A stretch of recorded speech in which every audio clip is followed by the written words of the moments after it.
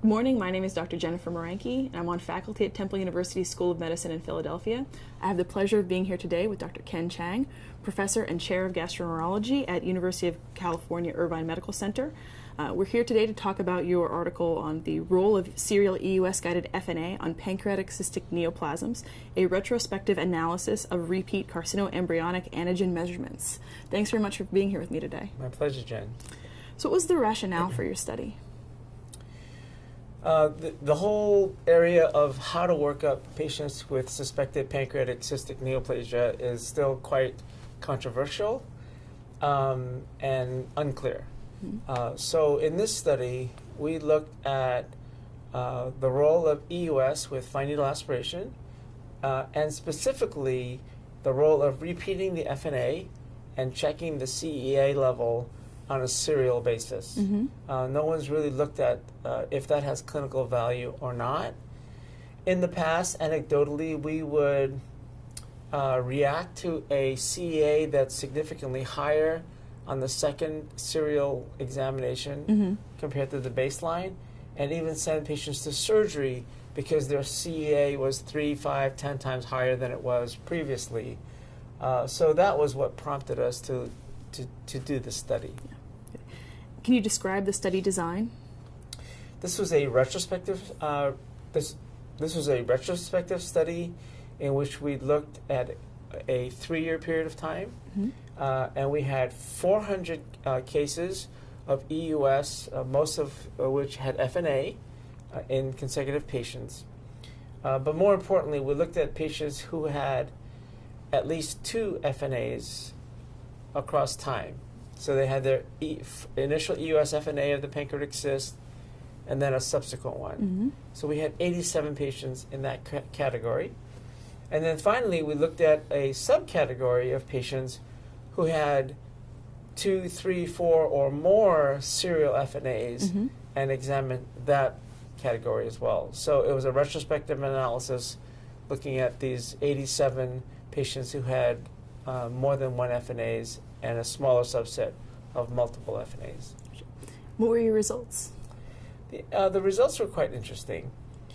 So amongst the 87 patients who had serial FNAs, by and large, there was fair consistency across the group, but we found that in 20% of these patients, there was a significant difference in the CEA level, and about half the CEA rose significantly, and in half CEA dropped significantly, with absolutely no correlation with change of symptoms, change of imaging.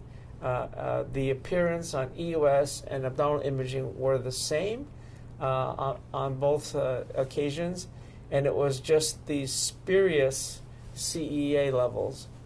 We also looked at the 14 patients where we had multiple serial CEAs, and again, in about 50% of patients, the values were spurious. They could go up and down. So that was also a surprise. So based on these results, what conclusions or interpretations can you find? Well, we know that CEA value from the cyst analysis is one of the most important biomarkers that we have to separate mucinous from non-mucinous cysts. And we know that mucinous are the ones that are more likely to have a risk of progressing to cancer, and non-mucinous not. And at best, the CEA is about 80% accurate in dichotomizing patients to mucinous versus non-mucinous. Recently, it's been challenged, and we've got values as low as 50 or 60% accuracy. So we know it has a role, at least on the initial evaluation, to try to help dichotomize mucinous from non-mucinous. And I would throw in the string test is also very important for that. Now there are even molecular biomarkers and so on that are emerging.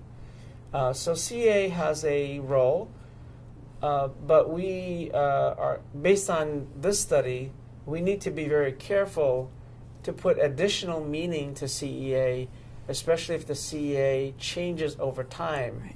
Right. We shouldn't interpret a decreasing CEA to reflect a decreasing Right. risk, nor should we jump to conclusions that a rising CEA without any other change is a reason to send the patient to surgery. We think this variability of CEA could be related to the nature of the mucin in these cysts. The mucin in these cysts can be clumpy, or you can have mucin clouds, and it's my hypothesis that these mucin clouds have a higher concentration of CEA. So if you happen to have aspirated a mucin cloud, your CEA may be high versus low. So measuring serial CEAs, and we've even measured 2 different cysts in the same patient at the same time, and those CEAs can be different. So we just need to be careful to place value on CEA per the evidence that we have, and not extrapolate changes in CEA to things that have not yet been proven. Well, this is a very valuable contribution to the literature. Thanks very much. Thank you. Yep.